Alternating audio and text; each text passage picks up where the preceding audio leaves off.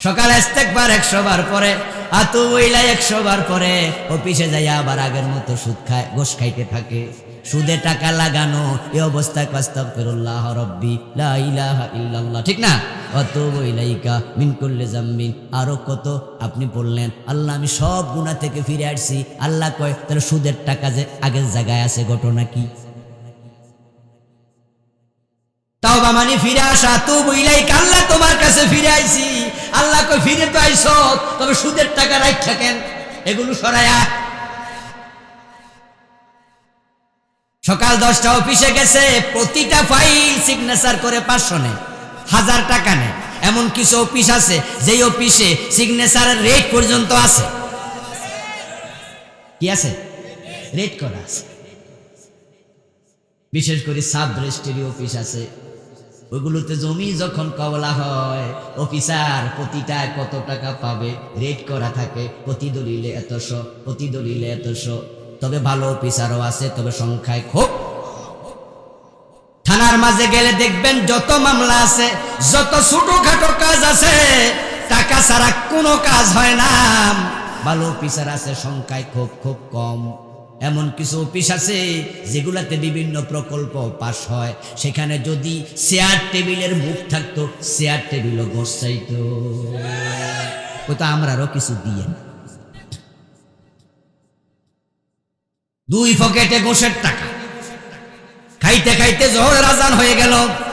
এবার আজান পড়ার পরে অফিসার ক্লায়েন্টরে কয়, ভাই দিলে তাড়াতাড়ি দেন, আজান হয়েছে, মসজিদে যাবো। বাহ, কত বড় আল্লাহর ওলি! সকাল থেকে শুধু খাইছে অক্সিজেনের মতো। এখন পকেটে টাকা আছে, গোশের টাকা, ওযু করছে, নামাজে খাড়াইছে, খাড়ায় কয় ইয়াকা নাবুদু ওয়া ইয়াকা নাস্তাইন। ও আল্লাহ, আমি শুধু তোমার গোলামি করি। আল্লাহ কয়, গোলাম পকেটে গুলো কি?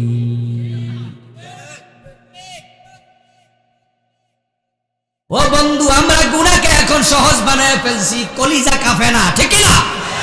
বরং এমন অফিসারও আছে যারা ঘুষ খাওয়াকে নিজের হক মনে করে।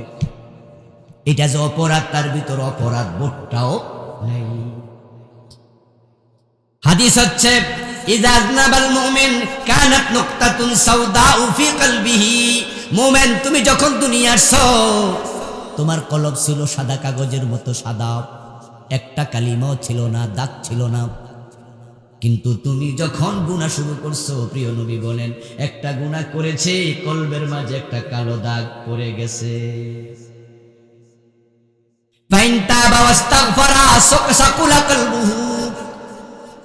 যদি লোকটা তাওবা করে, সিরিয়াসলি সত্য তাওবা করে, তখন আল্লাহ কলবটা আবার সাদা বানায়া দেয়। সুবহানাল্লাহ। আর যদি সে তাওবা না করে, ওয়াইন জাদা জাদাত হাত্তা তাআলু কলবুহু, গুনাহ করতে করতে করতে করতে, কালো দাগ পড়তে পড়তে পুরা কলব কালো হয়ে যায়, তখন এই জাতীয় মানুষের কাছে আর গুনাহ গুনাহ মনে হয় না। দেদার সে গুনাহ করে, তা নিয়ে তার টেনশনও আর নেই। অফিসার, আমার কাগজপত্রে কোনো সমস্যা আছে? কয় না না, কাগজপত্রে সমস্যা নাই, তো সিগনেচার করে দেন। আমার ফাইলটা আপনি পাস করে দেন না কেন? কমিয়া ফাইল পাস করা আমার লাভ কি? লাভ মানে সরকারি চাকরি করেন, বেতন দেয়, মিয়া বেতন কত জানেন? আমি আপনার বেতন কত জানবো কেন? আরে বেতন তো 30,000, বাড়ি ভাড়া দিয়ে 35,000। তো ফোলামাইয়া আছে, বৌজি আছে, নিজের পকেট খরচ আছে, 8,000 গাড়ি ভাড়া আছে, শুধু বেতন দিয়ে চলে নাকি? জানেন, চাকরি নিয়েছি 10 লাখ টাকা ঘুষ দিয়ে। আমার প্রথম জয়েন হয়েছিল হিল ট্যাক্সে, ওখান থেকে এখানে আসছি আবার 10 লাখ টাকা দিয়ে। কয় লাখ গেছে? 20 লাখ। তো বেতন দিয়ে তুলবো কবে? এই জন্য আপনি টাকা দেবেন না, সিগনেচার হবেন। প্রতি সিগনেচারে 500 করে দেবেন, 1000 করে দেবেন। এই যে তার কথার স্টাইলে বোঝা যায় ঘুষ খাওয়া তার অধিকার, ঠিক না? ওই 20 লাখ তুলবে হাতে। তোরে কইছে কারা ঘুষ দিয়া চাকরি নীতি? ঘুষ দিয়া চাকরি নিছে একটা কবিরা গুনাহ। হিল ট্যাক্স থেকে আবার ট্রান্সফারের জন্য ঘুষ দিছে 10 লাখ, আরেকটা কবিরা গুনাহ। এখন মানুষ থেকে ঘুষ খায়, আরেকটা কবিরা গুনাহ। কয়টা হলো? আবার ঘুষ খাওয়াকে হালাল মনে করছে, কুফরি, আরেক কবিরা গুনাহ। এত কবিরা গুনাহ একসাথে করলো, তার কোনো টেনশনই নেই। এই জন্য কলবটাকে কালো বানাবেন না, কালো বানাবেন না। আজকে তওবা করুন, তওবা করার জন্য পীর সাহেবের বাড়িতে যেতে হবে না। আমরা তো তওবারও শক্ত বানিয়ে ফেলছি। আল্লাহ ছাড় দেয়, মোল্লা ছাড় দেয় না। মোল্লা এমন ফতুয়া মাঝে মাঝে মারে, মনে হয় সগীরা গুনাহ কবিরা বানায় ফেলে।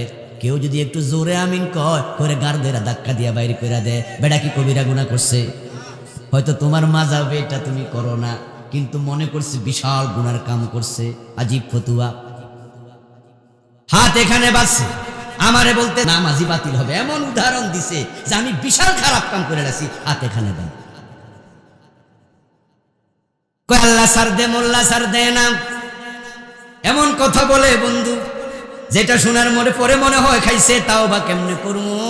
ও হুজুরে দেখছি তাওবা করাইছে মুখ মাহফিলে, তখন পাগড়ি আনছে এক একটা 60 হাত লম্বা, 3টা, একটা সারছে এদিকে, আরেকটা সারছে মাঝখানে, আরেকটা সারছে বাম পাশে।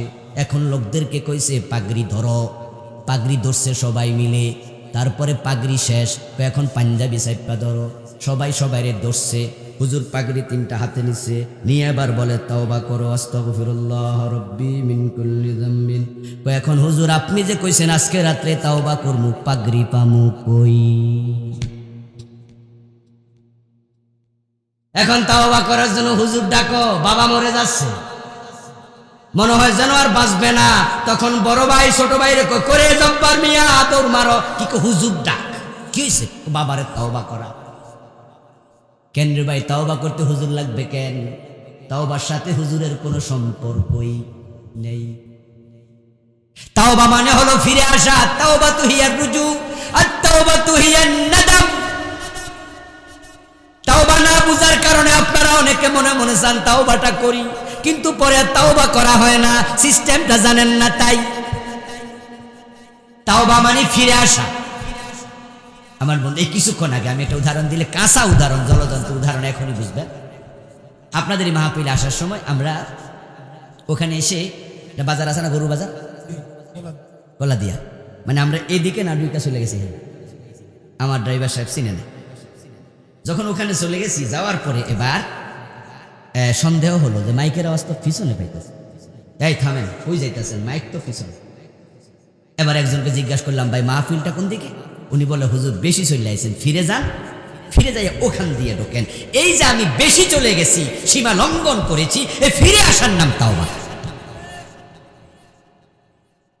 আল্লাহ বলেছে এটা জান্নাতের রাস্তা, এটা দিয়া ঢোকো। আপনি জান্নাতের রাস্তা চলতে যাইয়া জাহান্নামের রাস্তায় ঢুকে গেছেন। আপনি সুদে টাকায় লাগাইছেন, আপনি ঘুষ খাচ্ছেন, আপনি চুরি করছেন, আপনি মদ খাচ্ছেন, আপনি মিথ্যা বলছেন, আপনি কবিরা গুনায় লিপ্ত হয়ে গেছেন। এখন আলেম ওলামারা যখন আপনাকে স্মরণ করাইছে এগুলো তো কবিরা গুনাহ, তখন আপনি আর এই কাজ করবেন না, ফিরে আসবেন। এই ফিরে আসার পর আল্লাহকে বলবেন, আল্লাহ আমি কিন্তু ফিরে আইছি। এখন এই গুনাহ যদি করতে থাকেন, ফিরে আসা হইল? কথা বলেন, এই গুনাহ চললে কি ফিরে আসা হলো? ফিরে আসতে হলে গুনাহটা ছাড়তে হবে। এবার বলুন তো, এই যে অন্যায় থেকে ফিরে আসবেন, আপনি ফিরে আসবেন, এখন হুজুরের দরকার কি? মসজিদের হুজুরের কাম কি এখানে? গুনাহ করছেন আপনি, ফিরে আসবেন আপনি, পীর সাহেবের পাগড়ির দরকার কি? তাওবা মানে হলো 3-4টি বিষয়ের সমন্বয়। 1 নাম্বার, ওই গুনাহ আর করব না। 2 নাম্বার, আল্লাহ আমি শর্মিন্দা হইছি, আমি লজ্জিত, গুনাহ করে ফেলছি। 3 নাম্বার, আমি তোমার কাছে ক্ষমা চাই। 4 নাম্বার, আল্লাহ এই গুনার কোনোদিন করব না, তোমার ওয়াদা দিচ্ছি। গুনাহ ছেড়ে দেয়া, গুনার জন্য লজ্জিত হওয়া, গুনাহটা ক্ষমা চাওয়া, ভবিষ্যতে না করার ওয়াদা দেয়া, এই 4টার সমন্বয় হলো তাওবা।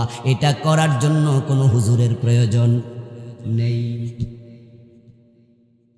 এখন কে কি গুনাহ করেন আমি তো জানি না। সাহেবুল বাইত আদরা বিমা ফি, বাড়ির মালিক ভালো জানে বাড়িতে আছে কি। কে কে গুনাহ করে, আমার গুনাহ আপনি জানেন না, আপনারটা আমি জানি না, কিন্তু নিজেরটা নিজে জানেননি। কথা বলেন, জানেন? হ্যাঁ, দরজা বন্ধ করে দিয়া একা একা ঘুমায় যুবক। ওই দরজা বন্ধ করে কম্পিউটারে তুমি কি দেখছ? তোমার মাও জানে না, তোমার বাবাও জানে না।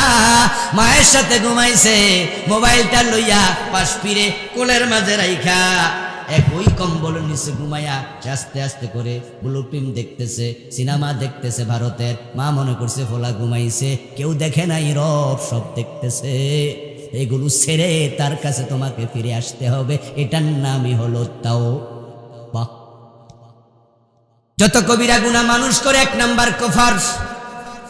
এই কবিরা গুনাহ ঈমান চলে যায়। বাংলাদেশ এটা দেদারচে চলছে।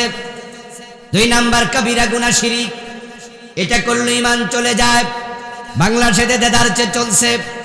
3 নাম্বার কবিরা গুনাহ নিফাক, এটাও বাংলাদেশে লোকদের মাঝে অভাব নাই। 4 নাম্বার কবিরা গুনাহ বেদাত। বাংলাদেশে বেদাত আসেনি, হুজুররাই তো করে, পাবলিকের কথা কি কম। যত বেদাত সমাজে আছে, পাবলিক একটা বেদাত বানায় নাই, এগুলা কোনো না কোনো হুজুর বানাইছে, ছড়াইয়া দিছে সমাজে। দলিলবিহীন আমল, দলিলবিহীন আমল যখন তুমি শুরু করে দিবা সওয়াবের নিয়তে, এটার নাম বেদাত। শাররুল উমুরি মুহদাসাতুহা। আমার রাসূল বলেন যত গুনাহ আছে তার মাঝে বেদাত হলো সর্বনিকৃষ্ট গুনাহ। 5 নাম্বার বলেছি হারাম খাওয়া। এখন যে কুফর সমাজে আছে, এই কুফরি কবিরা গুনাহ আজকের মাহফিলের মাঝেও অনেকে আছেন আপনি করতেছেন। আমার বন্ধু চিনলে বুঝবেন যে এটা কুফর। সিলেবাসে এখন নতুন করে ঢুকাইছে, মানুষ নাকি বানর থেকে বানাইছে। কোরআন মাজিদ আল্লাহ তাআলা বারবার বলছে আমি মানুষ বানাইছি মাটি থেকে। কি থেকে? লাকাদ খালাকনাল ইনসানা মিন সুলালাতিন মিন তিনিল লাযিব মিন হামাইম মাসনুন মিন সালসালিন কাল ফাখার। বারবার আল্লাহ বলে শুকনা মাটি থেকে, পিজা মাটি থেকে, এঁটেল মাটি থেকে। আমি বানাইছি মাটির নির্যাস থেকে, আদমকে বানাইছি ডাইরেক্ট মাটি থেকে। আর নতুন করে কে বা কার একটা থিওরি ঢুকাইছে ডারউইনের সিলেবাসের ভিতরে, মানুষ নাকি হইছে বানর থেকে। ঈমান তোমার কেমনে থাকবে?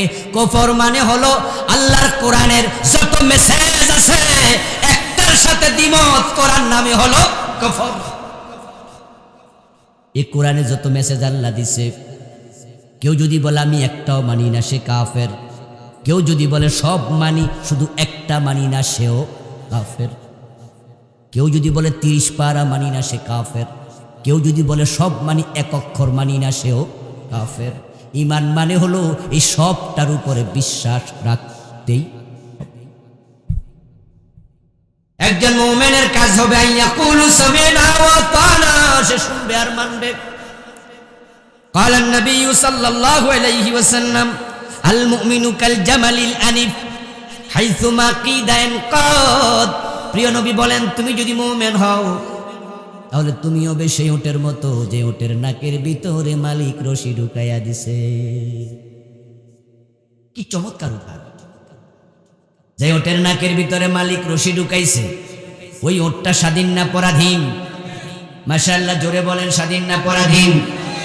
ওই ওট মন মতো চলে না, মালিকের টান মতো। উল্টা পাল্টা চললে নাক থাকবে না, ছিঁড়ে যাবে। রাসূল বলেন তুমি মুমিন হলে তোমার আল্লাহ তোমার রাসূল যা বলবে উল্টা পাল্টা করবা, তোমার ঈমান ছিঁড়ে। قال النبي صلى الله عليه وسلم يأتي على الناس زمان يجتمعون في المساجد ليس فيه مؤمن। প্রিয় নবী বলেন এমন একটা জামানা আসবে যে জামানার মানুষগুলো জামাতের সাথে নামাজ পড়বে কিন্তু একটারও ঈমান থাকবে না। তাকুনু বাইনা সাআতি ফিতানুন কাকিতাইল লাইলিল মুসলিম ইউসবিহু ফিহা আর-রাজুলু মুমিনান ফায়ুমসি কাফিরা। প্রিয় নবী বলছেন কিয়ামতের আগে অন্ধকার রাতের অন্ধকারচ্ছন্নতার মতো ফিতনা চারদিক থেকে আসবে। তখন অবস্থা এমন হবে মানুষ সকাল বেলায় মুমিন থাকবে, সন্ধ্যা বেলায় কাফের হয়ে যাবে।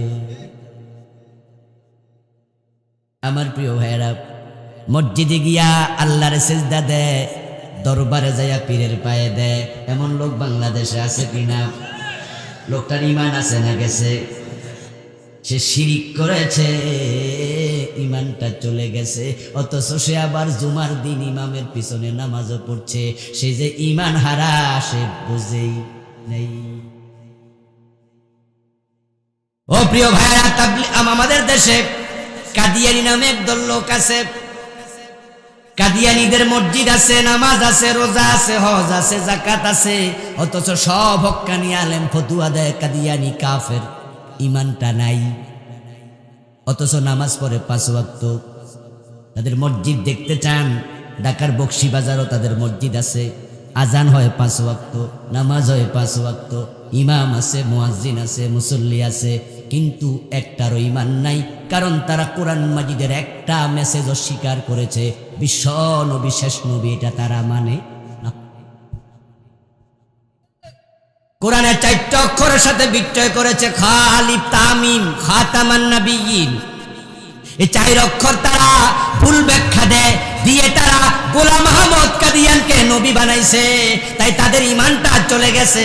অথচ রাসূল বলছেন আমার পরে আর কোনো নবী নেই। এখন কোরআনের অন্য জায়গায় আপনি কিছু অক্ষর অস্বীকার করলে আপনার ইমান থাকবে। এখন আপনারা তো অনেকে আছেন ওই অক্ষর কত ডজন ডজন মানেন না, ডজন ডজন। উদাহরণ দিই তাহলে বুঝতে সুবিধা হবে। কোরআনের একটি আয়াতের অংশ, লাহুল খালকু ওয়াল আমর, এখানে অক্ষর আছে 15টা। এই 15টা অক্ষর এই দেশের হাজার হাজার নামাজি মানে না, রোজাওয়ালা মানে না, টুফিওয়ালা মানে না, দাড়িওয়ালা মানে না, হাজার হাজার হাজি গাজি মানে না। এই 15 অক্ষরের সাথে কুফরি করার কারণে কত হাজির ইমান গেছে হিসাব নাই। বাংলা অনুবাদ বললে আপনি বুঝবেন, আপনি মানেন কিনা। আলা লাহুল খালকু ওয়াল আমর, বাংলা অর্থ হলো সাবধান, সৃষ্টি যার, আইন চলবে শুধুই তার। বলুন তো, সৃষ্টিকার, আইন চলবে কার? চলছে আল্লাহর আইন না ব্রিটিশ আইন? এ বিষয়ে আপনার খবর কি? আল্লাহর আইন তো আপনি মানেন না, যারা মানে তাদেরকে সহ্য করে না, মৌলবাদী বলে গালি দেয়। আল্লাহর আইনের কথা বললে চেহারা কালো হয়ে যায়, আল্লাহর আইনের কথা বলে রাজনীতির গন্ধ খোঁজে, ভালো লাগে না। আমার বন্ধু বলুন তো, শয়তান মুমিন না কাফের? আল্লাহর কয়টা আইন মানে নাই? কয়টা? আমরা মানি না কয়টা?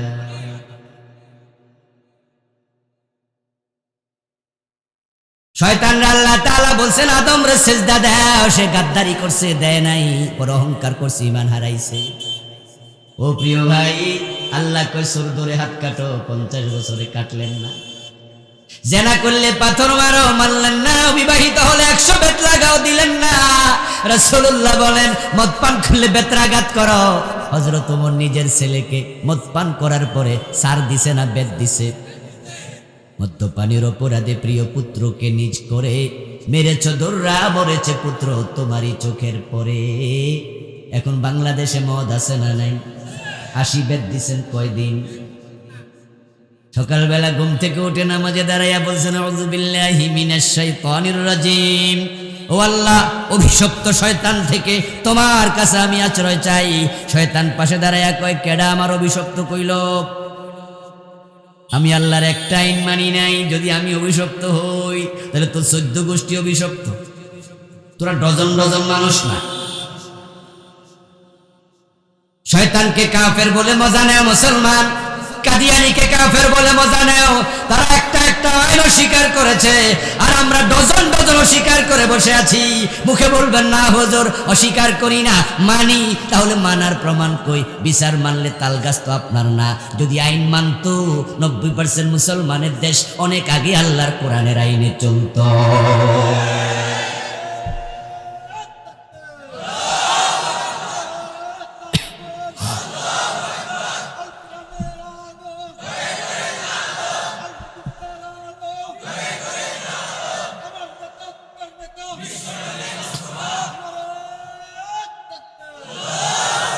আমার প্রিয় ভাইরা, যে লোকটা মসজিদে গিয়ে আল্লাহ তাআলাকে সিজদা দিল, দরবারে গিয়ে পীরকে দিল, তার ঈমানটা চলে গেল, সে শিরিক করেছে। এখন আমাদের দেশে শিরিক হয়ে গেছে সস্তা। বিশেষ করে যে এলাকায় বন্ড পীরের মাজার আছে, ওই এলাকায় শিরকের বাজার মিলে যায়। ওই এলাকার নারীরা সবচেয়ে বেশি শিরকে লিপ্ত হয়। আপনি মসজিদে গেলে দেখবেন মাগরিবের টাইমে, এশার টাইমে হঠাৎ বিদ্যুৎ চলে গেছে। এবার ইমাম সাহেবকে ও প্রিয় ভাই, আপনাকে আল্লাহ জাহান্নামে ফেলার জন্য বানায় নাই, আপনাকে বড় আদর করে বানাইছে, বড় আদর করে। তা আপনি জাহান্নামের রাস্তায় হাঁটলে আল্লাহ কষ্ট পায়, কষ্ট পায়। তাই যুবক ফিরে আসো, ছেড়ে দাও গুনাহ। তোমার মোবাইল তোমার জাহান্নামে নিয়ে যাচ্ছে। হাজার হাজার যুবক কন্ট্রোলহীন মোবাইল চালায়, সামনে যা আসে তাই দেখে, পর্নোগ্রাফি পর্যন্ত আসক্ত হইয়া দেখে। এমন যুবক আছে না নাই? ও প্রিয় ভাইরা, কবিরা গুনাহগুলো ছেড়ে দাও, তওবা করে আল্লাহর কাছে ফিরে আসো।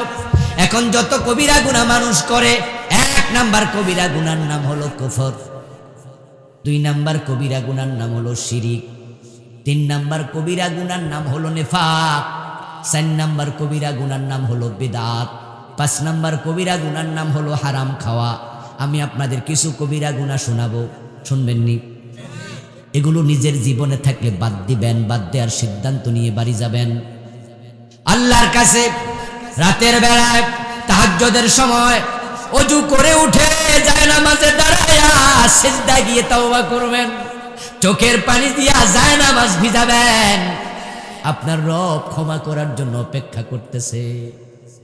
একজন যুবকের কাছে তার স্বাস্থ্য বোন আসলো, এসে বলতেছে, ভাইজান আমারে কিছু টাকা হাওলাত দেন। তখন যুবক বলল, হাওলাত দেব কেন? তোরে আমি কিছু টাকা ফ্রি দিতে চাই। ওই যুবতী বলল, কত? ওই 70 দিরহাম। 70 দিনার, দিরহামের চেয়ে মূল্যবান দিনার। তখন মহিলাটি বলল, এত টাকা ফ্রি কেন দিবা? আমি তো হাওলাত চেয়েছি। তখন যুবক বলল, তুই আমার একটু একদিন এক রাত একটু সময় দিবি, আমাকে সঙ্গ দিবি, তোকে কাছে পেতে চাই, ওই টাকা আর নেব না। যুবতীর টাকা বড় প্রয়োজন, সে রাজি হয়ে গেল। আমার বন্ধু যুবতী ওই যুবক এক জায়গায় মিলিত হলো, তাদের কাপড় চোপড় দেহ থেকে তারা খুলে ফেললো। তখন যুবতী হঠাৎ করে বলল, আল্লাহকে ভয় করো, আমার সতীত্ব নষ্ট করিও না। আমার প্রিয় ভাইয়ারা, ওই যুবক যখন কানে আওয়াজ শুনলো, যুবতীকে ছেড়ে দিল। ওই যুবকের নাম ছিল কিফাল। কি নাম? কিফল। ওই যুবক তার চাচাতো বোনকে ছেড়ে দিয়া বলল, 70 দিন আর তোরে দিছি, টাকাটাও আর নেব না, চলে যাও। তুই যেহেতু বলছিস আল্লাহকে ভয় করো, আমি আমার আল্লাহরে ভয় করে তোরে ছেড়ে দিলাম, জেনা আর করলাম না। বাড়িতে চলে গেল। রাত হলো, ঘুমিয়ে থাকলো। সকাল হলো, মানুষ উঠলো, কিন্তু কিফল ওঠে না। সকালবেলা লোকজন দরজা ধাক্কা দেয়, এই কিফল ঘরে আসো নাকি? কিফল ওঠো না কেন? অন্যদিন তো এতক্ষণ ঘুমাও না। কিন্তু কেউ সারা শব্দ দেয় না। দরজা ভেঙ্গে ভিতরে দেখে কিফল আর নাই। কিফল মরে গেছে সেই রাতেই। এবার দরজার উপরে একজন লেখা দেখে, কেউ যেন লিখে গেছে। ওই লেখার মাঝে আছে, ইন্নাল্লাহ কাদ গাফারা লিল কিফিল। আল্লাহ পাক রব্বুল আলামিন কিফলের জীবনের সব গুনাহ ক্ষমা করে তাকে মৃত্যু দিয়েছে। ও বন্ধু, গুনাহ ছেড়ে দেওয়ার নাম তওবা। শুধু আস্তাগফিরুল্লাহ মুখে পড়া, তুবু ইলাইহি বলার নাম তওবা না। আমাদের লোকেরা তওবা করে আবার গুনাহ করে। সকালে ইস্তেগফার 100 বার পরে, আতুবু ইলাইহি 100 বার পরে, অফিসে যাইয়া আবার আগের মতো সুদ খায়, ঘুষ খাইতে থাকে। সুদে টাকা লাগানো, এই অবস্থায় আস্তাগফিরুল্লাহ রাব্বি লা ইলাহা ইল্লাল্লাহ, ঠিক না? আতুবু ইলাইকা মিন কুল্লি যামবিন। আরো কত আপনি বললেন, আল্লাহ আমি সব গুনাহ থেকে ফিরে আসছি। আল্লাহ কয়, তাহলে সুদের টাকা যে আগের জায়গায় আছে, ঘটনা কি? তওবা মানে ফিরে আসা। তুবু ইলাইকা, আল্লাহ তোমার কাছে ফিরে আইছি। আল্লাহ কই, ফিরে তো আইছো, তবে সুদের টাকা রাখা কেন?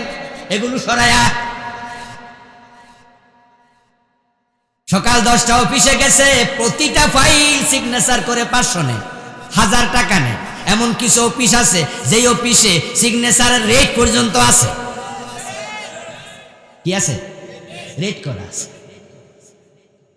বিশেষ করে সাব রেজিস্ট্রি অফিস আছে, ওইগুলোতে জমি যখন কবলা হয়, অফিসার প্রতিটায় কত টাকা পাবে রেট করা থাকে, প্রতি দলিলে এতশো, প্রতি দলিলে এতশো। তবে ভালো অফিসারও আছে, তবে সংখ্যায় খুব। থানার মাঝে গেলে দেখবেন যত মামলা আছে, যত ছোটখাটো কাজ আছে, টাকা ছাড়া কোনো কাজ হয় না। ভালো অফিসার আছে, সংখ্যায় খুব খুব কম। এমন কিছু অফিস আছে যেগুলাতে বিভিন্ন প্রকল্প পাস হয়, সেখানে যদি চেয়ার টেবিলের মুখ থাকতো, চেয়ার টেবিলও গোস চাইতো। ও তো আমরারও কিছু দিয়ে না। দুই পকেটে গোসের টাকা খাইতে খাইতে জোহরের আজান হয়ে গেল। এবার আজান পড়ার পরে অফিসার ক্লায়েন্ট রে কয়, ভাই দিলে তাড়াতাড়ি দেন, আজান হয়েছে, মসজিদে যাম। বাহ, কত বড় আল্লাহর ওলি! সকাল থেকে শুধু খাইছে অক্সিজেনের মতো। এখন পকেটে টাকা আছে, গোসের টাকা, উজু করছে, নামাজে খাড়াইছে, খাড়ায় কয়, ইয়াকা নাবুদু ওয়া ইয়াকা নাস্তাইন।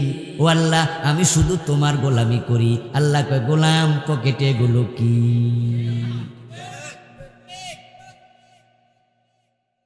ও বন্ধু, আমরা গুনাহকে এখন সহজ বানায় ফেলছি, কলিজা কাঁপে না, ঠিক না? বরং এমন অফিসারও আছে যারা ঘুষ খাওয়াকে নিজের হক মনে করে। এটা যে অপরাধ, তার ভিতর অপরাধ বোধটাও নেই। হাদিস হচ্ছে, ইযা আযনাবাল মুমিন কানাত নুকতাতুন সাওদাউ ফি কলবিহি। মুমিন, তুমি যখন দুনিয়ায় আসছো, তোমার কলব ছিল সাদা কাগজের মতো সাদা, একটা কালিমাও ছিল না, দাগ ছিল না। কিন্তু তুমি যখন গুনাহ শুরু করছো, প্রিয় নবী বলেন, একটা গুনাহ করেছে, কলবের মাঝে একটা কালো দাগ পড়ে গেছে।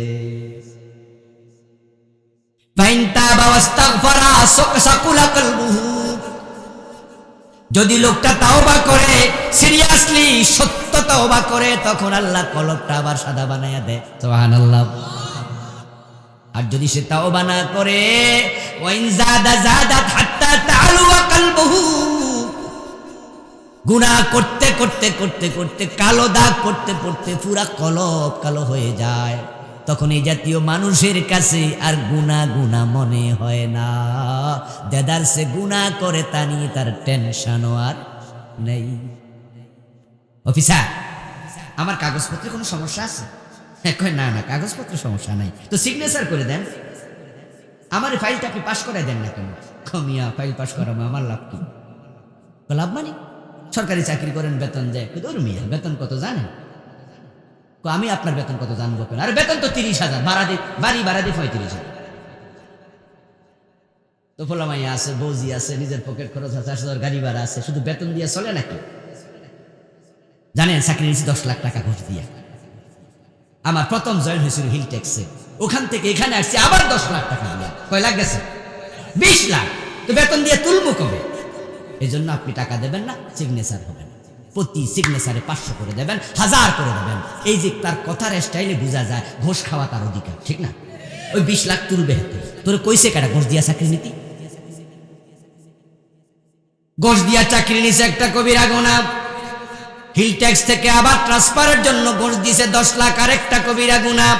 এখন মানুষ থেকে ঘোষ খায়, আরেকটা কবিরা গুনাহ। কয়টা হলো? আবার ঘোষ খাওয়াকে হালাল মনে করছে, কুফরি, আরেক কবিরা গুনাহ। এত কবিরা গুনাহ একসাথে করলো, তার কোনো টেনশনই নেই। এই জন্য কলবটাকে কালো বানাবেন না, কালো বানাবেন না। আজকে তওবা করুন। তওবা করার জন্য পীর সাহেবের বাড়িতে যেতে হবে না। আমরা তো তওবারে শক্ত বানায় ফেলছি। আল্লাহ ছাড় দেয়, মোল্লা ছাড় দেয় না। মোল্লা এমন ফতুয়া মাঝে মাঝে মারে, মনে হয় সগীরা গুনাহ কবিরা বানায় ফেলে। কেউ যদি একটু জোরে আমিন কয়, করে গার্দেরা ধাক্কা দিয়া বাইরে কইরা দেয়। বেটা কি কবিরা গুনাহ করছে? হয়তো তোমার মাযাবে এটা তুমি করো না, কিন্তু মনে করছে বিশাল গুনার কাম করছে। আজীব ফতুয়া। হাত এখানে বাজছে, আমারে বলতে নামাজি বাতিল হবে, এমন উদাহরণ দিছে যে আমি বিশাল খারাপ কাম করে রাখছি, হাত এখানে দেন।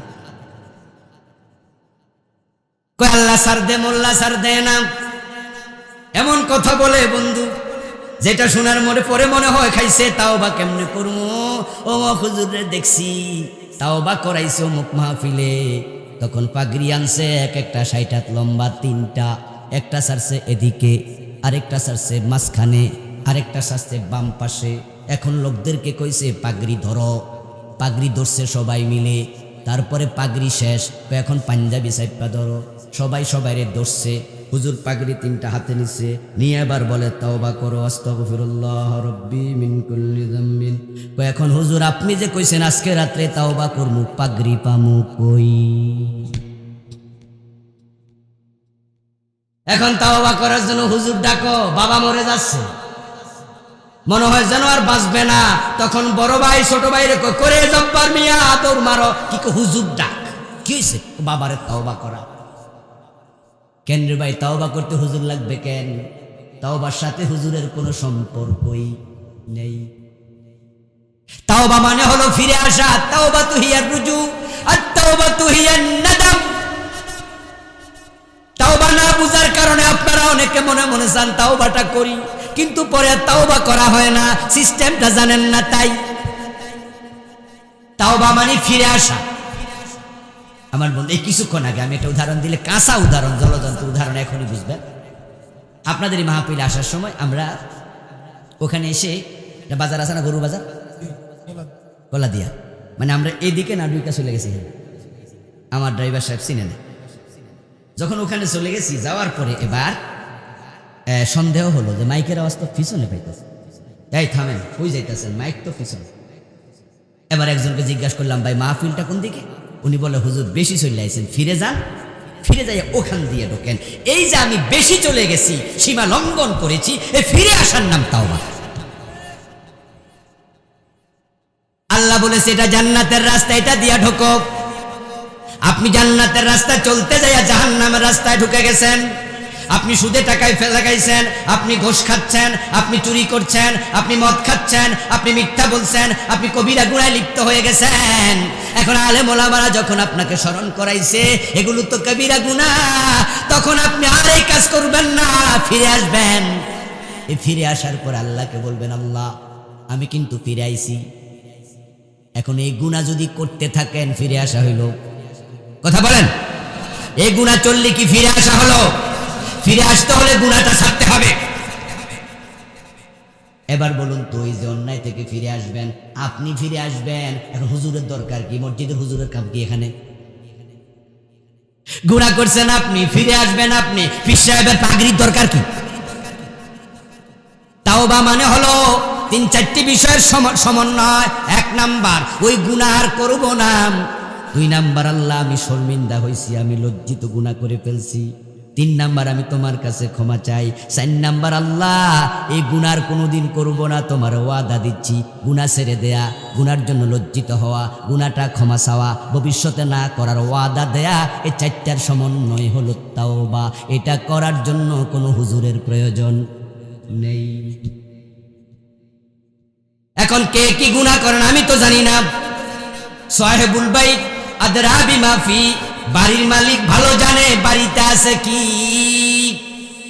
কে কি গুনাহ করে, আমার গুনাহ আপনি জানেন না, আপনারটা আমি জানি না, কিন্তু নিজেরটা নিজে জানেননি। কথা বলেন, জানেন? হ্যাঁ, দরজা বন্ধ করে দিয়া একা একা ঘুমায় যুবক। ওই দরজা বন্ধ করে কম্পিউটারে তুমি কি দেখছ? তোমার মাও জানে না, তোমার বাবাও জানে না। মায়ের সাথে ঘুমাইছে, মোবাইলটা লইয়া পাশ ফিরে কোলের মাঝে রাইখা ওই কম্বলের নিচে ঘুমাইয়া আস্তে আস্তে করে ব্লু ফিল্ম দেখতেছে, সিনেমা দেখতেছে ভারতের। মা মনে করছে ফোলা ঘুমাইছে, কেউ দেখে নাই, রব সব দেখতেছে। এগুলো ছেড়ে তার কাছে তোমাকে ফিরে আসতে হবে। এটার নামই হলো তাওবা। যত কবিরা গুনাহ মানুষ করে, 1 নাম্বার কুফর। এই কবিরা গুনাহ ঈমান চলে যায়। বাংলাদেশ এটা দেদারচে চলছে। 2 নাম্বার কবিরা গুনাহ শিরক, এটা করলে ঈমান চলে যায়, বাংলাদেশে দেদারচে চলছে। 3 নাম্বার কবিরা গুনাহ নিফাক, এটাও বাংলাদেশে লোকদের মাঝে অভাব নাই। 4 নাম্বার কবিরা গুনাহ বেদাত, বাংলাদেশে বেদাত আসেনি, হুজুররাই তো করে, পাবলিকের কথা কি কম। যত বেদাত সমাজে আছে, পাবলিক একটা বেদাত বানায় নাই, এগুলা কোনো না কোনো হুজুর বানাইছে, ছড়াইয়া দিছে সমাজে দলিলবিহীন আমল। দলিলবিহীন আমল যখন তুমি শুরু করে দিবা সওয়াবের নিয়তে, এটার নাম বেদাত। শাররুল উমুরি মুহদাসাতুহা, আমার রাসূল বলেন যত গুনাহ আছে তার মাঝে বেদাত হলো সর্বনিকৃষ্ট গুনাহ। 5 নাম্বার বলেছি হারাম খাওয়া। এখন যে কুফর সমাজে আছে, এই কুফরি কবিরা গুনাহ আজকের মাহফিলের মাঝেও অনেকে আছেন আপনি করতেছেন। আমার বন্ধু চিনলে বুঝবেন যে এটা কুফর।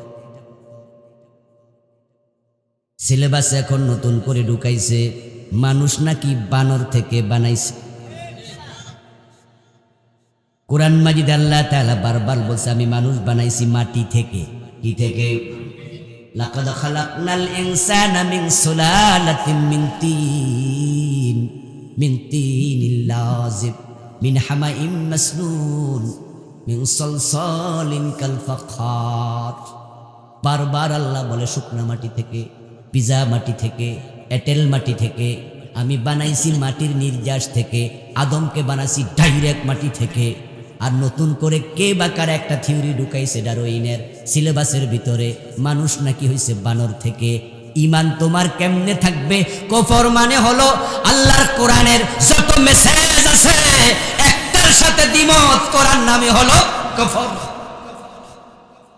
এই কোরআনে যত মেসেজ আল্লাহ দিছে, কেউ যদি বলে আমি একটাও মানি না, সে কাফের।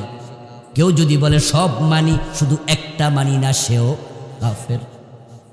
কেউ যদি বলে 30 পারা মানি না, সে কাফের। কেউ যদি বলে সব মানি, এক অক্ষর মানি না, সেও কাফের। ঈমান মানে হলো এই সবটার উপরে বিশ্বাস রাখতেই। একজন মুমিনের কাজ হবে আইয়াকুলু সামি'না ওয়া আতা'না, সে শুনবে আর মানবে।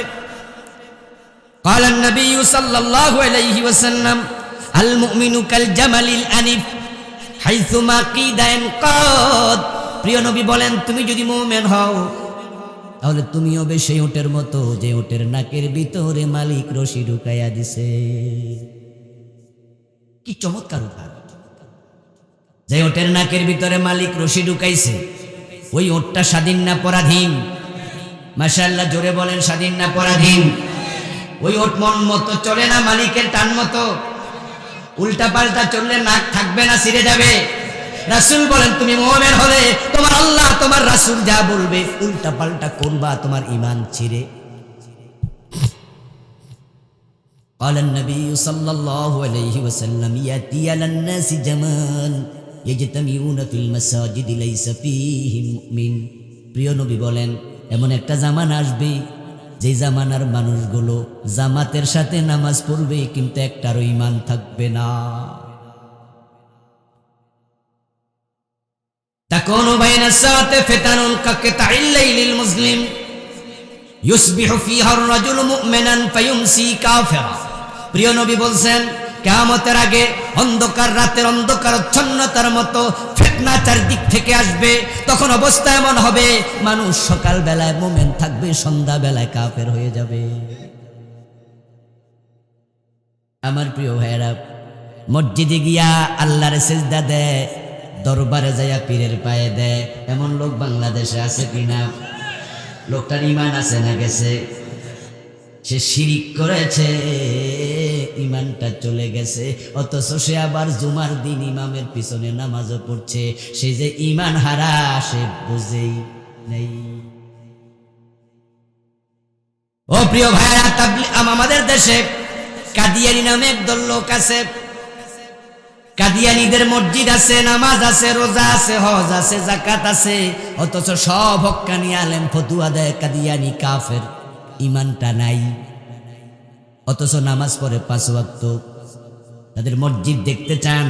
ঢাকার বকশীবাজারও তাদের মসজিদ আছে, আজান হয় 5 ওয়াক্ত, নামাজ হয় 5 ওয়াক্ত, ইমাম আছে, মুয়াজ্জিন আছে, মুসল্লি আছে, কিন্তু একটারও ঈমান নাই। কারণ তারা কোরআন মাজিদের একটা মেসেজ অস্বীকার করেছে, বিশ্ব নবী শেষ নবী, এটা তারা মানে না। কোরআনের 4টা অক্ষরের সাথে বিক্রয় করেছে খালিফ তামিম খাতামান নাবিয়্যিন।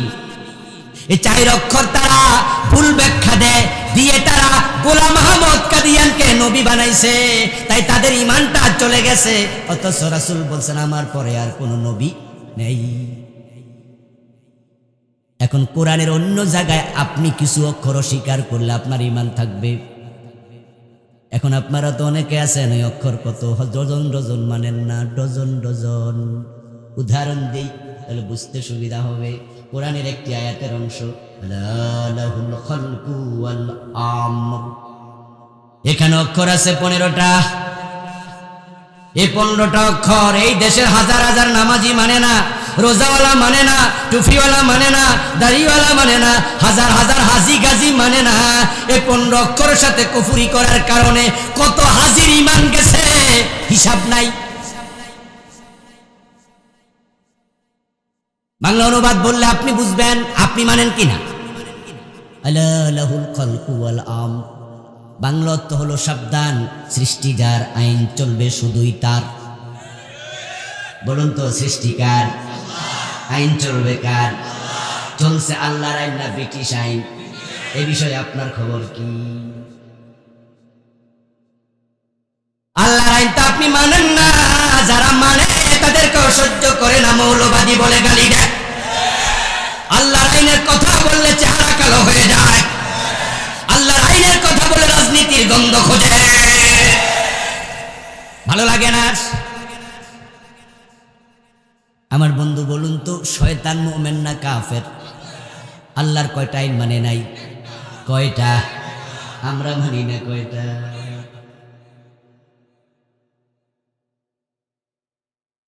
শয়তানরা আল্লাহ তাআলা বলছেন আদম রে সিজদা দাও, সে গাদ্দারি করছে, দেয় নাই, বড় অহংকার করছে, ঈমান হারাইছে। ও প্রিয় ভাই, আল্লাহ কয় সুর ধরে হাত কাটো, 50 বছরে কাটলেন না। জেনা করলে পাথর মারো, মানলেন না। বিবাহিত হলে 100 বেত লাগাও, দিলেন না। রাসূলুল্লাহ বলেন মদ পান করলে বেত্রাঘাত করো। হযরত ওমর নিজের ছেলেকে মদ পান করার পরে সার দিছে না বেত দিছে? মদ্যপানের অপরাধে প্রিয় পুত্রকে নিজ করে মেরেছ, দৌড়া মরেছে পুত্র তোমারই চোখের পরে। এখন বাংলাদেশে মদ আছে না নাই? 80 বেত দিছেন কয়দিন? সকালবেলা ঘুম থেকে উঠে নামাজে দাঁড়াইয়া বলছেন আউযু বিল্লাহি মিনাশ শাইতানির রাজিম, ও আল্লাহ, অভিশপ্ত শয়তান থেকে তোমার কাছে আমি আশ্রয় চাই। শয়তান পাশে দাঁড়াইয়া কয়, কেডা আমার অভিশপ্ত কইল? আমি আল্লাহর একটা আইন মানি নাই। যদি আমি অভিশপ্ত হই তাহলে তোর 14 গোষ্ঠী অভিশপ্ত, তোরা ডজন ডজন মানুষ না। শয়তানকে কাফের বলে মজা নেও মুসলমান, কাদিয়ানীকে কাফের বলে মজা নেও। তারা একটা একটা আইন অস্বীকার করেছে, আর আমরা ডজন ডজন অস্বীকার করে বসে আছি। মুখে বলবেন না হুজুর অস্বীকার করি না, মানি। তাহলে মানার প্রমাণ কই? বিচার মানলে তালগাছ তো আপনার না। যদি আইন মানতো 90% মুসলমানের দেশ অনেক আগে আল্লাহর কোরআনের আইনে চলত।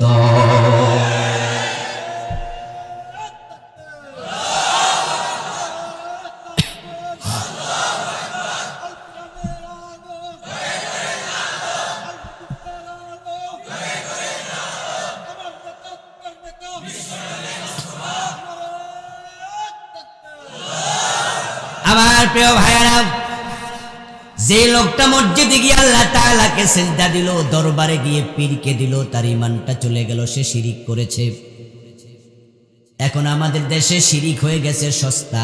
বিশেষ করে যে এলাকায় বন্ড পীরের মাজার আছে, ওই এলাকায় শিরকের বাজার মিলে যায়।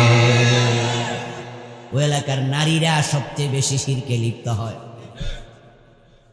আপনি মসজিদে গেলে দেখবেন মাগরিবের টাইমে, এশার টাইমে হঠাৎ বিদ্যুৎ চলে গেছে। এবার ইমাম সাহেবকে, মুয়াজ্জিন সাহেব মোমবাতি লাগান। মোমবাতি সাহেব তালাশ করে পায় না। এখন মোবাইলে লাইট লাগায়া নামাজ পড়ে, কয় হুজুর মোমবাতি তো পাবলিক এখন আর দেয় না। কিন্তু মাজারে যাইয়া দেখবেন দিনে দুপুরও মোমবাতি জ্বলে। ওখানের ওয়ালের পাশে মোমবাতি এরকম স্তূপ আকারে আছে, অভাব নাই। এ মোমবাতি জিবরিল আমিন দিয়া গেছে, ঠিক না?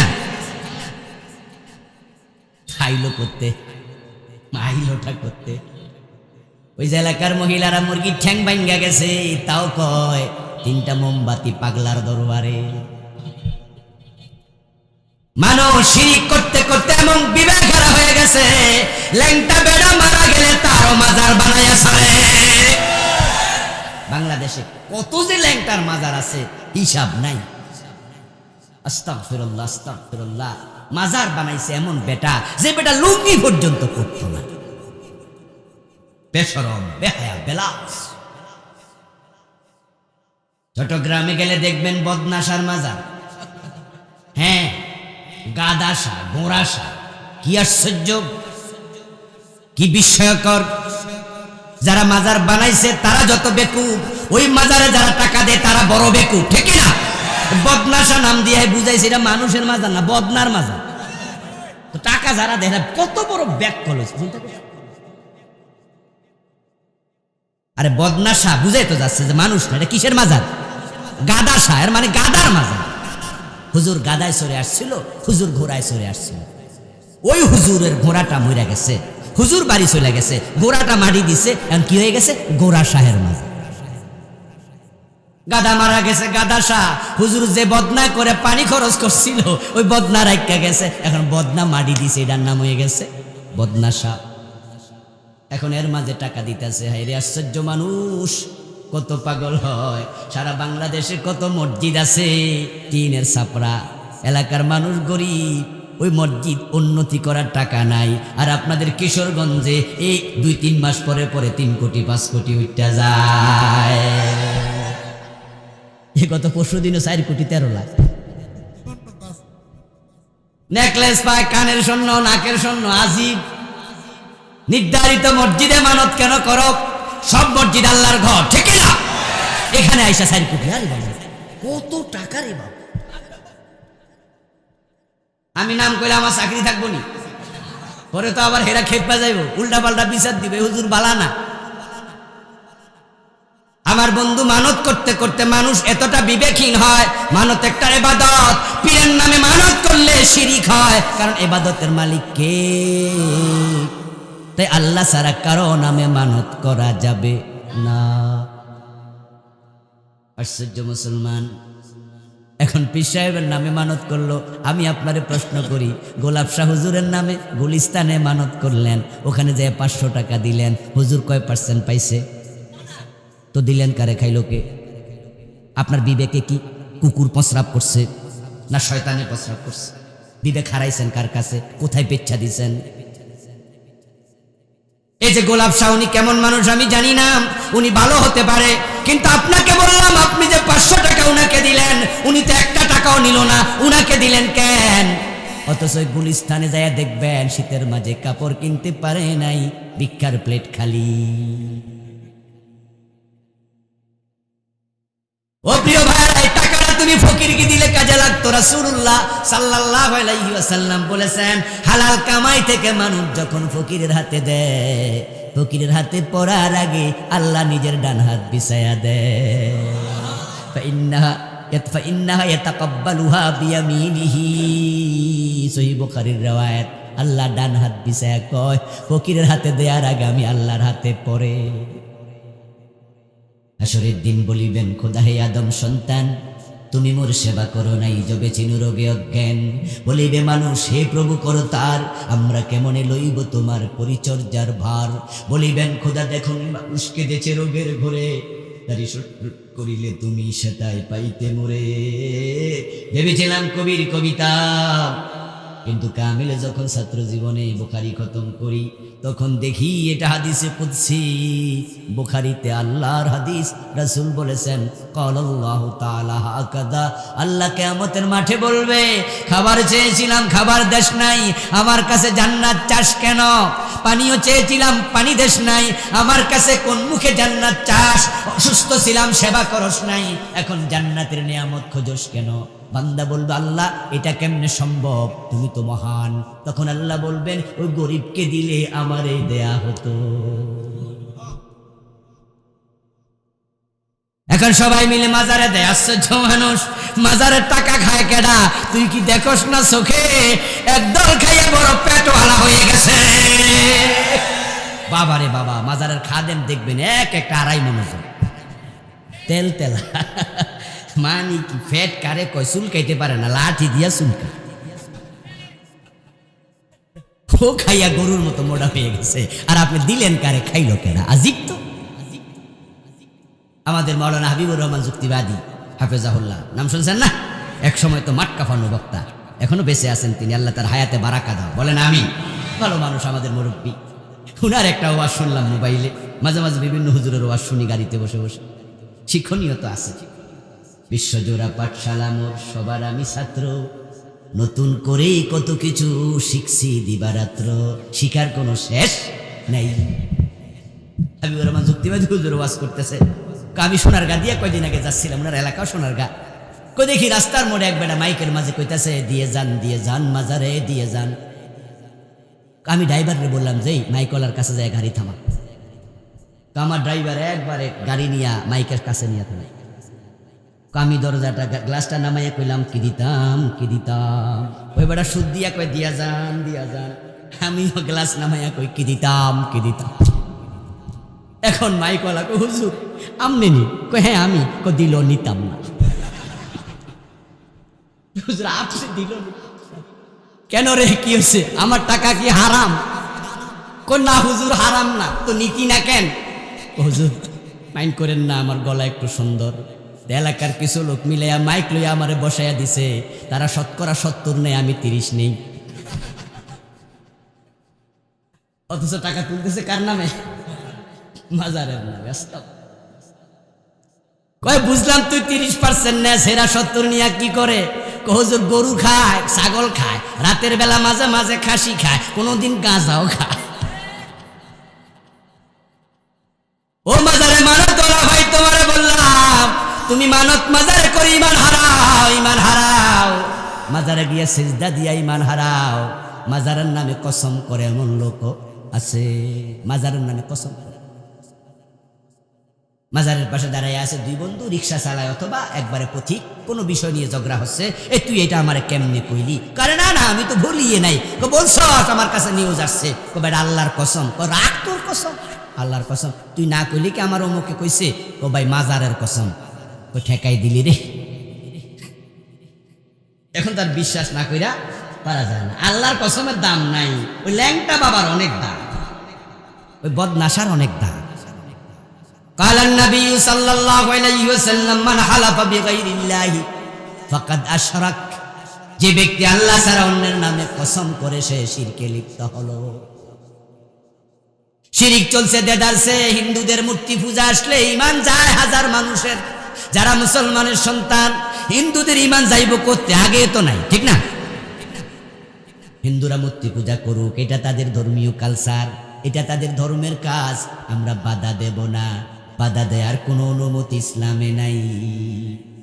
কিন্তু মুসলমান ছাগলের 3 নাম্বার বাচ্চা হইয়া অনেক ঈমান হারায়। ছাগলের 3 নম্বর বাচ্চা বুঝেননি? ছাগলের ওলানে বাট কয়টা জানেও না। ছাগল বাড়ির যে চাইয়েন 2টা। কয়টা? এখন বাচ্চা হয়েছে 3টা। ওই 2টা খাইয়া লাফায়, আর একটা উলালে লাফায়। হিন্দুরা পূজা করছে, তারা মজা নিচ্ছে, তারা আনন্দ করছে। দুর্গা পূজা আসলে তারা ঈদের মতো আনন্দ করে, ঠিক না? এটা তাদের ব্যাপার। আর কিছু মুসলমান ছাগলের 3 নাম্বার বাচ্চার মতো দূরে থেকে ঈমান হারায়। ও মিয়া, তাদের ধর্মের কাম তারা করুক, কিন্তু তোমারে কইছে কেটা স্লোগান দিতা? স্লোগান দেয় ধর্ম যার যার, উৎসব সবার। আস্তাগফিরুল্লাহ, তোমার এই কথা কোরআনের একবারে উল্টা। ঈমান তোমার থাকবে কেমনে? কোরআনের স্লোগান হলো লাকুম দীনুকুম ওয়ালিয়া দীন। বাংলা অর্থ হলো তোমার ধর্ম তোমার, আমার ধর্ম আমার। 2টা এক না আলাদা? কথা বলেন, এক না আলাদা? তাহলে স্লোগান তো হবে ধর্ম যার যার, উৎসব তার তার, ঠিক না? কিন্তু আপনি কি কইলেন? ধর্ম যার যার, উৎসব সবার। আপনি খিচুড়ি বানাইয়া ছেড়ে দিলেন। এমনি নাচনেওয়ালি দেয় আরো ঢোলে বাড়ি। পোলাপান এমনি তো মন্দিরে যাইয়া বয়ে থাক। পোলাপানের জ্বালায় মন্দিরে এরা পূজা পর্যন্ত করতে পারে না। ওদের ঠাকুরের সামনে থেকে বাতাসা নিয়ে খায়, ঠিক না? ওদের ঠাকুরের সামনে যে কলামলা দেয়, মুসলমানের পোলাপান খায়। এবং ওদের ইয়াং মেয়েরা যখন তাদের নম করতে আসে, মুসলমানের পোলাপান যায় ওদের কিপটেজিং করে, ঝামেলা করে। এমনি মুসলমানের জ্বালায় তারা আছে অস্থির, মুসলমানের পোলাপান দল বাইদা চলে যায় মন্দিরে। এখন আবার তুমি কও ধর্ম যার যার উৎসব সবার, এরা তো আরো দৌড় মারছে। তাই বাংলাদেশে এমন মন্দিরও পাওয়া যায় যেখানে হিন্দুর চেয়ে মুসলমান বেশি। ওই তোমাদের স্লোগানের কারণে দল বেঁধে এখন মন্দিরে যায়। আর হিন্দুদের দুর্গা পূজাকে যদি উৎসব মনে করো, হাততালি দাও, শিখ দাও, উৎসাহিত করো, তোমার ঈমান শেষ। ও মুসলমান, চলছে আমাদের দেশে নেফাক নেফাক কুফর নিয়ে। আমি বই লিখেছি, এই অক্টোবরে বের হয়েছে। 56 কারণে কুফর হয়, 29 কারণে শিরক হয়। এই নিয়ে আমি আলাদা বই লিখেছি। আমার ড্রাইভার সামনে গাড়ি আছে, পাবেন, কিনে নেবেন, পড়বেন। নিফাক লিখেছি 28 কারণ। ছোটকাল থেকে পড়েছি 3 কারণ। কথা বললে মিথ্যা বলে, ওয়াদা করলে খেলাপ করে, আমানত দিলে খেয়ানত করে। অথচ আমি কোরআন হাদিস ঘেটে যখন লেখা শুরু করলাম, আমি খুঁজে পাইছি 28টা। আপনি মুনাফিক হবেন যদি কলবে নেফাকি ঢুকে যায়। আমলি কলব, আমলি নেফাক হলে ইমান যায় না, এতেকাদি নেফাকে ইমান চলে যায়। আল্লাহ তাআলা বলছেন 2-3টা বলি, আপনি নিজেকে খুঁজুন। এটা কবিরা গুনাহ থাকলে তাওবা করেন। তাওবা যদি আজকে করেন, আল্লাহ আপনাকে কালকে ক্ষমা করবে তা না। প্রকৃত তাওবা করলে তাওবা করতে দেরি, ক্ষমা পেতে দেরি নাই। আল্লাহ তাআলা কোরআনে বলেন, ইযা উনজিলাত সূরাতুম মুহকামাতুন ওয়া যুকিরা ফীহাল কিতাল রাআইতাল্লাযীনা ফী কুলূবিহিম মারাদ ইয়ানজুরুনা ইলাইকা নাযারাল মাগশী আলাইহি মিনাল মাউত। ও নবী, যখন আমি সুস্পষ্ট কোন আয়াত নাজিল করি, যে আয়াতের মাঝে আমি কিতাল নিয়ে, জিহাদ নিয়ে আলোচনা করি, আপনার উম্মতের মাঝে কিছু লোক পাবেন জিহাদের কথা শুনলে চেহারা কালো হয়ে যাবে। তখন বুঝে নেবেন তাদের কলবে নেফাক ঢুকে গেছে। কে বলেছেন? রাআইতাল্লাযীনা ফী কুলূবিহিম মারাদ, অন্তরে নেফাক ঢুকেছে। মুনাফিকরা জিহাদের কথা শুনলে ভয় পেত, চেহারা কালো হয়ে যেত। ঠিক আজকের বাংলাদেশও জিহাদের ভিতরে জঙ্গিবাদ খুঁজে বেড়ায় এমন কিছু লোক আছে না নাই? জিহাদের কথা শুনে চেহারা কালো হয়ে যায়, অথচ নামাজি মানুষ। অথচ জিহাদের সাথে সন্ত্রাসের কোনো সম্পর্ক নাই। জঙ্গিবাদ ভিন্ন জিনিস। জঙ্গিবাদ হচ্ছে নিরীহ মানুষকে আক্রমণ করা, আর জিহাদ হচ্ছে অন্যায় প্রতিরোধ করা। দুই জিনিস। এখন জিহাদ মানুষ ভুলে গেছে, জিহাদ ভুলে গেছে। আর রাস্তার পাশে দাঁড়াইয়া যুবতী মেয়েটা কাঁদতেছে, পাশের বাড়ির স্বাস্থ্য ভাই দেখছে, এই কাঁদস কেন রোকেয়া? ভাই কানমু না, মা বাপ মারা গেছে কত আগে, তুমি তো জানো। ভাইয়ের কাছে আসছিলাম যে আমি যে হক ফামো, একটু হকটা দেও, তোমার ভাগিনার একটু বিদেশ পাঠামো। ভাই আমার চোখ বড় করে ধমকাইয়া বাইর করছে, বাইর কিসের হক ফামো, যা দেবো না। স্বাস্থ্য ভাই এবার কি কয় জানো? স্বাস্থ্য ভাই কয়, তোর ভাই যদি না দেয় আমি কি তা করতাম। আস্তে করে চলে গেছে। এলাকার মেম্বার সাহেব হেঁটে যাচ্ছে, কি গো মাইয়া তুমি কেডা? রাস্তায় খাড়াইয়া কাঁদো কেন? ও মা চাচা আমারে চিনেন না, আমি যে আব্বাস মিয়ার মাইয়া। ও আচ্ছা, তো কান্দো কেন বলো বাতিজি? ও চাচা, এই হলো ঘটনা। এখন মেম্বার সাহেব কয়, তোমার ভাই যদি না দেয় আমরা করতাম কি? কথা তো এমন হওয়ার ছিল না। কথা তো ছিল অন্যায় যেখানে প্রতিরোধ সেখানে, ঠিক না? অন্যায় করবার সাহেবের কাছে যাই, মেম্বার সাহেব যদি বলতো আসো 10 জন লইয়া বসি, এভাবে প্রতি সমাজে অন্যায়ের বিরুদ্ধে মানুষ দাঁড়ায় যেত, তখন কোনো ভাই বোনকে ঠকানোর সাহস আর করতো না। রাস্তার মোড়ে দাঁড়ায় 3-4টা পোলাপান গাঁজা খাচ্ছে। আপনি দেখছেন যে কি জানি টানতাছে, গাঁজা অথবা ইয়াবা। আপনি আস্তে করে পাশ কাইটা সুবহানাল্লাহ কয়ে চলে গেছে। সুবহানাল্লাহ, আল্লাহ আল্লাহ আস্তাগফিরুল্লাহ, আল্লাহ এসব কাজে আমি নাই। আপনি আস্তে করে চলে গেছেন। এটার নাম ইসলাম নয়। মান রাআ মিনকুম মুনকারান ফালিয়ুগাইয়িরহু বিয়াদি ফাইন লাম ইস্তাতি ফাবিলিসানি ফাইন লাম ইস্তাতি ফাবিকলবি ওয়া যালিকা দাআফুল ঈমান। ঈমান হলো তোমার শ্রেষ্ঠ ঈমান প্রমাণ হবে যখন অন্যায় দেখে হাতে প্রতিরোধ করবে। পারলে তুমি তখনই বলো, এই পোলাপান এখানে কি করস? গাঁজা টানস কেন? থাপড়ে দাঁত ফালাইয়া দেবো। এটা হলো তোমার 1 নাম্বার ঈমান। থাপড়ানোর ক্ষমতা নাই, তুমি মেম্বার না, চেয়ারম্যান না, এলাকার পুলিশ না, প্রশাসনের লোক না, ক্ষমতা তোমার নাই, তাহলে কমপক্ষে মুখে বলো এখানে তোমরা আর কোনোদিন গাঁজা টানবা না, টানলে কিন্তু খবর আছে। এখন আপনি এক নাম্বারটা হতেন আপনি শক্তিশালী মোমেন, মুখে বললে আপনি সেকেন্ড ক্লাস মোমেন। এখন যে মুখেও বলে নাই, অন্তরে পরিকল্পনা করবে কেমনে গাঁজার আড্ডা বন্ধ করা যায়। কারণ রাস্তার মধ্যে থেকে গাঁজা খাবে, কয়দিন পরে হিরোইন খাবে, কয়দিন পরে তারাই গরু ছাগল চুরি করবে। এখান থেকে আপনার মেয়ে কলেজে যাওয়ার সময় ওড়না ধরে টান মারবে, একটি দিন দর্শন শুরু হতে পারে। তাই অন্যায় দেখলে শুরুতে প্রতিবাদ করা লাগবে। সব চেয়ারম্যান সাহেব ছেড়ে দেয়, উনি করুক, উনার হাতে কি বিডিআর পুলিশ আছে নাকি? উনি পারবে নাকি একা একা?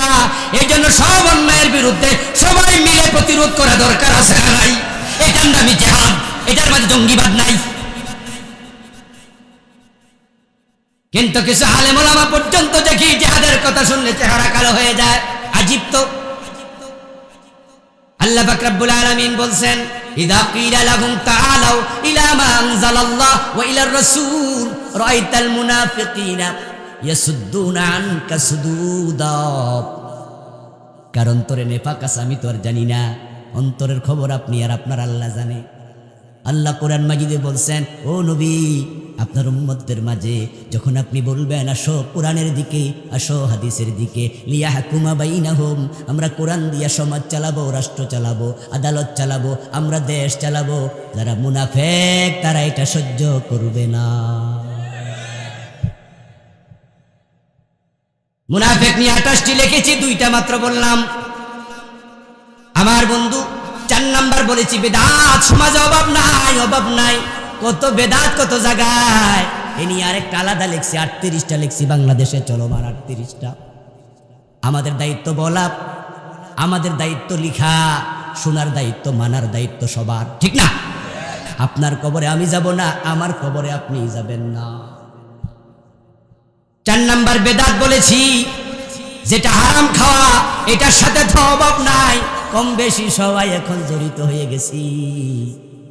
এক একজন এক এক জায়গায় হারাম খায়। ডাক্তার সাহেব হারাম খায়, অতিরিক্ত চার্জ নিয়া, টেস্ট দরকার 5টা, দিয়া দিছে 13টা, কারণ সেখানে 25% পাবে। ইঞ্জিনিয়ার সাহেব হারাম খাচ্ছে তার নিজের জায়গায়, ডিজাইন করার সময় এমন ডিজাইন করে রড লাগবে 5 টন, দিয়া দিছে 4 টন, 1 টন দিছে বাঁচায়া। আবার কোন কোন ইঞ্জিনিয়ার তো রড দেয় না, বাঁশ দেয়া শুরু করছে। টিচার ক্লাসে ভালো করে পড়ায় না, প্রাইভেট পড়ানোর আশা, এমন আছে না নাই? হারাম, হারাম, এগুলো মানুষের হক নষ্ট করা হারাম। ওজনে কম দে, মালে বেজাল দে, মাল নষ্ট করে, অপচয় করে। কোটি টাকা তোমার আছে, তাই মনে যেখানে চায় সেখানে খরচ করবা, এই অধিকার আল্লাহ তোমারে দেয় নাই। অপচয় করো না, অপচয়কারী শয়তানের ভাই, এটাও কবিরা গুনাহ। সর্বাঙ্গে ব্যথা, মলম দেব কোথায়? প্রিয় ভাইয়েরা, এই বিষয়ে আজকে আলোচনা শেষ করব। আপনাদের কাছে অনুরোধ রেখে বাকিগুলো নিজ দায়িত্বে জেনে নেবেন। ইমাম আয-যাহাবীর লেখা আল কাবায়ের বইটা কিনবেন, পড়বেন, সন্তানদের পড়াবেন। আমার লেখা মোট 6টা বই আছে, পরিবার নিয়ে আছে, নামাজ নিয়ে আছে, মেরাজ নিয়ে আছে। ড্রাইভার সাহেব থেকে সম্ভব হলে সংগ্রহ করবেন। আল্লাহ তৌফিক দান করুন, বলি আমিন।